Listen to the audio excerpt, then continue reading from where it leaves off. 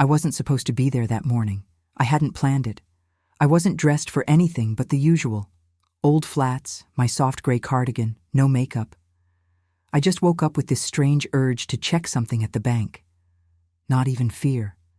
Just a nudge. Like a whisper in the back of my mind that wouldn't let me sit still. So I grabbed my purse, locked the front door, and drove 7 minutes down to the branch on Belmont Avenue, the same one Charles and I had used for over 30 years. The parking lot was unusually empty for a Thursday.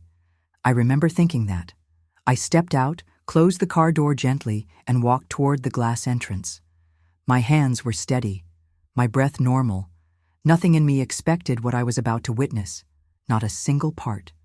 Then I saw him, Michael, my son-in-law, standing at the far end of the lobby, just beyond the reception counter. Wearing that pale gray suit he only puts on when he wants to seem professional, trustworthy, like when he gave that long, trembling speech asking for my daughter's hand. I'd known then that something in him was rehearsed. But this? I slowed my pace. He was speaking to the branch manager, calm, composed, with a polite smile. He didn't see me walk in. I slipped behind the tall divider near the waiting area. Not hiding exactly, just observing. Something about his presence felt out of place. That's when I heard it. Her name is Margaret Ellis. We've been handling things for a while now. She doesn't recognize anyone in the family anymore. Her doctors agree it's progressing quickly. At this point, she's not expected to return to full awareness. I froze. That's my name. My full name. Coming from the mouth of a man I had trusted, fed, welcomed into my home for more than a decade. She's under medical guardianship now, he continued, handing over a folder. We're just formalizing everything so the accounts don't get misused. She won't be returning, not in any legal capacity. I couldn't breathe.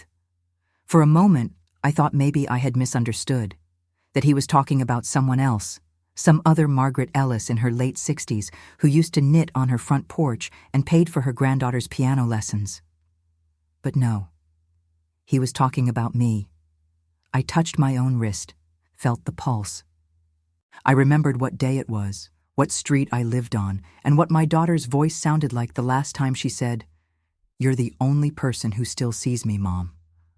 I wasn't confused, I wasn't gone, and I sure as hell wasn't under any guardianship. That's when I stepped forward, one foot after the other, slow and deliberate, until I was visible, until the sound of my flats against the polished tile made them turn. Michael's face drained of color. The manager blinked twice, startled. "Good morning," I said, my voice calm, cold. Michael opened his mouth, then closed it again. "I didn't mean," he started, but I raised my hand. "No, let's not waste your lies so early in the day." I looked at the branch manager. "I'm Margaret Ellis. This is my account. I am not under medical care. I have not authorized any guardianship or financial proxy, and I most certainly recognize everyone in my family." Michael stammered. "This isn't what it looks like." I tilted my head slightly. "Really? Because to me it looks like you tried to bury me alive." He stepped toward me, hands raised in appeasement. "Margaret, please." I stepped back. "Don't. Not today. I may be a grandmother, but I'm not senile, and I'm done letting you speak on my behalf." There it was. A silence so thick I could feel it between my ribs. The branch manager quietly retrieved the folder from the counter and held it out to me. "I think this belongs to you, ma'am." I took it without looking at Michael again. My hands didn't shake. Not yet. But my heart had already begun rewriting everything I thought I knew. I didn't drive straight home. I parked 3 blocks away from the house and just sat there, in silence, watching strangers walk past, sipping coffee, holding hands, talking about weekend plans, as if the world hadn't just tilted off its axis. My knuckles were white around the steering wheel, but I hadn't moved. It was 10:42 a.m. Too early to call it a bad day, too late to pretend it hadn't already turned into one. When I finally pulled into my own driveway, everything looked exactly the same. The hydrangeas my daughter never waters still drooped by the porch. The package I'd ordered, orthopedic shoes, leaned against the screen door. A bird sang. The wind didn't care what I'd just discovered, but I did. I locked the front door behind me, walked into the kitchen, and placed the folder from the bank on the table. It sat there like a loaded weapon. Inside were documents I hadn't signed, medical statements I hadn't seen, and declarations, printed, stamped, notarized, claiming that I was mentally incompetent, that I was no longer capable of making decisions, that my assets required oversight, that my daughter, along with her husband, would act as my legal guardians until further notice. What an elegant way to say indefinitely. I pulled a chair and sat down slowly, staring at the paperwork. They hadn't confronted me, hadn't asked if I was feeling lost or tired or confused. They'd decided, in rooms I wasn't invited to, that I was done, like a light bulb flickering one too many times. Time to replace. I poured myself a glass of water and didn't drink it. I just stared. I didn't cry, but my hands started shaking, just slightly. That's when I heard her car in the driveway. My daughter, Claire, the woman who, 10 years ago, whispered through sobs that she didn't think she could carry a baby to term, and I held her until she slept upright on my chest. That Claire didn't notice the documents on the table at first. "Hey, Mom," she said casually, placing her purse on the counter. "Did you end up going to the—" She stopped mid-sentence. Her eyes landed on the folder, then on me. Something in her face shifted. A flicker. Not guilt. Not yet. Fear. "Where did you get that?" I didn't answer. She walked closer, slowly. "Mom," she said, voice softer. "Listen, I can explain." I stood. "I'd like you to try." Okay, she started, rubbing her temple. "This wasn't meant to be like this. We were just— Michael thought it was just to protect you in case something happened." "In case," I said. "Claire, those papers say it already did. They say I'm gone, that I don't remember who you are." She hesitated. "You didn't tell me," I continued, "that I'd become an inconvenience." Her mouth opened, but no words came. "I trusted you. I told you where the documents were, the passwords. I let you sit in every doctor's office. I gave you access." "I know," she whispered. "You used it." She nodded once, a guilty child. I waited for her to fight for me, to say it wasn't true, that I wasn't being erased. Instead, she sat down, quiet. And then she said the worst thing she could have said. "I didn't think you'd notice." I sat down across from her. No table between us now. Just silence. She avoided my eyes, still staring at the folder like it might jump up and explain itself. "So," I said calmly, "you didn't think I'd notice. That's what you said." Claire opened her mouth again, then closed it. Her fingers fidgeted with the hem of her sweater. I leaned in slightly. Not loud, not cruel, just sharp enough to cut. "Let me explain something to you, Claire. I notice everything. I always have." I tapped the folder once, slowly. I noticed when Michael started calling me ma'am instead of mom last year. I noticed when you stopped asking me to babysit Nora, said she was too much for me now. I noticed when the doctor's visits stopped having copies of my own test results sent to me. She flinched at that. "And you know what else I noticed?" I continued. "The way you looked relieved when I didn't come to Thanksgiving. Like it made things easier." "That's not true," she whispered. "It is. But it doesn't matter now. Because what does matter is that you sat across from me for months, smiled at me, hugged me, and all the while you were signing me away like a used car title." Her eyes welled, but I wasn't moved. Tears don't undo signatures. At that moment, the front door opened. And in walked Michael. He paused when he saw us. His eyes flicked to the folder, then to Claire, then to me. "Well," he muttered, "I guess the cat's out of the bag." "No," I said, standing. "The cat was thrown out, and she clawed her way back in." He rolled his eyes. "Look, Margaret, this isn't personal." "You told a stranger I was mentally unfit to manage my own life," I cut in. "You forged access to my accounts. You stood in a bank and told a man I didn't recognize my own daughter." He raised his hands. "We had documentation, medical input. We didn't do this on a whim.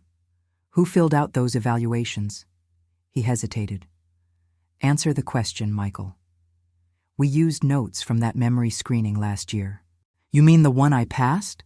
The one where the doctor said I was sharp for my age?" He said nothing. I stepped closer. He didn't move.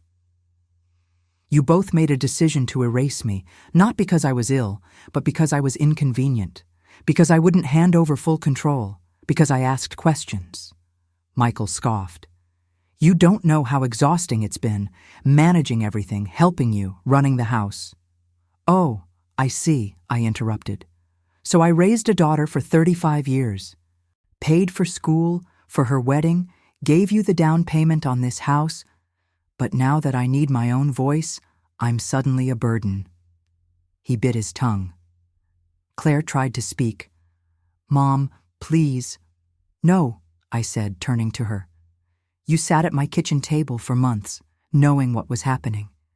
You knew they were preparing documents. You knew Michael was going to the bank." She nodded finally. "I didn't want to believe it," she murmured. "I thought if we never used the paperwork, it wouldn't matter." "But you signed it." Her eyes dropped. "And you taught your daughter," I said slowly, "that it's okay to betray someone quietly as long as you smile while doing it." Claire finally broke. "I didn't know what else to do. You're so strong, Mom. You never ask for help, and I thought, if something did happen, we'd be ready." "No," I replied. "You weren't getting ready. You were getting rid of me." Silence. Then I walked to the drawer, pulled out a copy of my own will, held it in my hand, then looked at them both. "This gets rewritten, starting tomorrow, and you can be sure, very sure, that what just happened today will not be forgotten. Not legally, not emotionally, not spiritually." I turned to Michael. "You like to talk about protecting assets. Good. Because starting today, you are no longer one of mine." I didn't sleep that night. I wasn't anxious. I wasn't even angry anymore. I was simply awake, fully aware for the first time in years, as if something in me had reconnected. A wire that had gone cold now lit again. By 8 a.m., I had already made 2 phone calls. The first to my attorney, who hadn't heard from me in over 3 years. The second to a financial advisor I hadn't needed since Charles passed. By noon, I had canceled all automatic transfers linked to Michael's business account. By 1, I had changed the passwords to every online login. And at 3:15 p.m., I sat across from my lawyer, unfolding the documents they never expected me to see. He read in silence, then looked at me. "Margaret, do you want to press charges?" "No," I said calmly. "Not yet, but I do want a full forensic audit of every transaction tied to their names in the last 12 months. He nodded. "I also want a new will, no half measures, full update." His pen was ready. "And your beneficiaries?" "My granddaughter," I said. "She's 12, still honest. For now." He smirked but didn't joke. He knew better. I continued. "Set up a trust, with conditions, and Claire and Michael, they're out of everything." He wrote in silence, and I watched it all unfold with a strange clarity, like watching someone else's story, like reading the end of a novel I didn't remember starting, because the truth is, I had felt it coming. The way Michael suddenly became interested in helping with taxes. On the way Claire mentioned the house value during casual dinners, the quiet conversations that stopped when I walked in. But I'd ignored it. because I wanted to believe I was loved without condition, and that was my real mistake. I arrived home at 5:40 p.m. They were waiting. Claire on the couch, hands folded. Michael pacing by the fireplace like he owned the house. "Why did you cut the account?" he said before I even closed the door. I didn't answer. I walked to the kitchen, placed my bag down, and faced them both. "I went to my lawyer today." Claire's face tensed, Michael's jaw locked. I continued. "And here's what's going to happen next." Michael started to interrupt, but I held up a hand. He stopped. "I'm filing a statement revoking all guardianship attempts. Permanently, legally, retroactively." Michael laughed once, a dry, bitter sound. "You don't even know how—" "I know exactly how," I said. "Because while you were busy trying to act like the responsible son-in-law, you also left a paper trail so sloppy a third-year law student could tear it apart." He stepped back. Claire said nothing. "And the will?" I added. "Changed. Effective immediately." Michael scoffed. "You're making a mistake." "No," I said. "You did. You assumed I'd stay silent, that I'd be too ashamed to fight back. You thought age meant weakness. It doesn't." Claire finally spoke. "We weren't going to use the guardianship." I turned to her. "Yes, you were. You were just waiting for the moment I said something you could twist. One forgotten appointment, one repeated story, one small slip."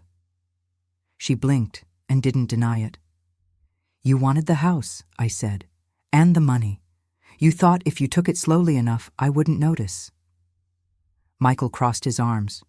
"You're not being fair." I walked past him, opened the hallway closet, and pulled out a folder I had prepared years ago. "This is the full list of everything your daughter will inherit one day," I said, handing it to Claire. "But not you, and not while I'm alive." Claire stared at it. Tears came. This time I let them.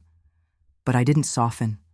I looked at her like a woman, not like my child. "You don't just lose inheritance, Claire. You lose trust. You lose what made this house home," Michael muttered. "You'll regret this." I turned one last time. "No, I regret not seeing it sooner." By the time they came home, I was waiting. Not just awake, waiting.